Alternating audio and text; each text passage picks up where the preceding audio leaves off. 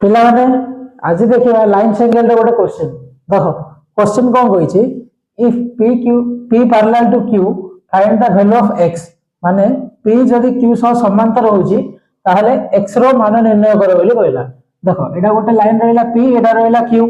ए दुटा कोन हेचंदी पैरेलल हेचंदी जदि दुटा लाइन पैरेलल अछंदी एबे देखो एंगल केतरा फॉर्म होइची 1 2 3 4 चारिटा एंगल एटी फॉर्म होइची आउ आर वैल्यू 30 डिग्री आर 40 आर 50 एडा देछि एक्स एक्स रो वैल्यू केते बोली पचासी तो कि नाम देखो जदि हम देखिबा पैरेलल हि जन जदि सब एंगल देखो गोटे साइड रे अछि ना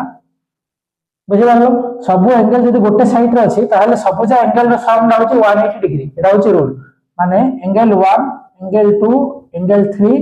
आउ एंगल 4 मिसले 180 डिग्री हबो बुझि पारलो तो जेतटा एंगल रहले सेटा 180 डिग्री ही हबो सम ना तो अबे केते अछि 30 प्लस 40 प्लस 50 प्लस केते x इक्वल टू 180